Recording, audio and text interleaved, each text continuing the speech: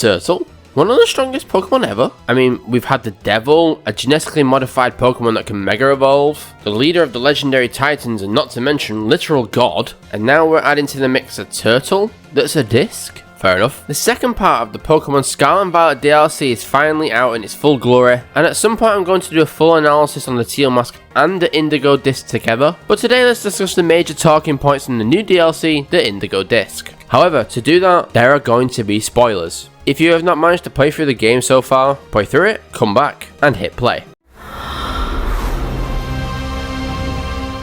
Number 1, Kieran definitely has more reason to dislike you by the end than he does at the beginning. One of the major plot points as we go through the DLC is Kieran's desire to become so strong, everything else doesn't matter. And by the end of this DLC, they become friends again with the main player, but I actually think he has more reason to hate you at the end than he does at the beginning. And look, I understand that the point of this is that you see the error of your ways. Throughout the Teal Mask, he progressively becomes frustrated at being left out of conversations, then goes off the deep end in terms of anger, eventually becoming an arrogant, spoiled child. But when you really deep it, he has more reasons to hate you by the end. First things first, Kieran spends some time getting a new haircut, because like Sosuke Aizen, nothing shows you to be more menacing than a new hairstyle. Also changing his team to become more menacing. Out of literal spite and desire to beat the player, he becomes the champion, only to eventually lose his crown to you. He is absolutely shell-shocked that he's had his own crown taken from him in his own academy by the one person he was trying to best. But as the situation escalates to Terrapalagos, he sees an opportune moment, using his own Master Ball to give him the Pokemon that is seen to be so strong and powerful due to its links with Terralization. He finally gets what he thinks he needs to tackle the player and beat them. And then the man loses control of the Pokemon and breaks his own Master Ball, and in the end you can catch it with a Pokeball. He comes around to seeing the error of his ways by the end, but should he really? Well, they could have started off a little bit silly. Hating the player is nothing really of the player's fault. After all, his sister wanted the player to lie to him, and Ogerpon chose the player. That's the Pokemon's choice. He works incredibly hard to become the best and wins the crown, only for the player to come in and take the crown from him. But he gets the chance to snag an incredibly strong Pokemon, something that he's already missed out on in the Teal Mask when the Pokemon chose the player over him. This time he didn't give it a choice. He threw the Master Ball knowing it would hit, and it just broke. And once again, the player got what he wanted. Not going to lie, that would leave me feeling a type of way. You're telling me I became the champ, got a Master Ball, only for the player to come and take my crown in the academy I go to, then I throw on the Master Ball, it then becomes the only time the Master Ball doesn't work, and the player can just throw a Pokeball and get it? Nah,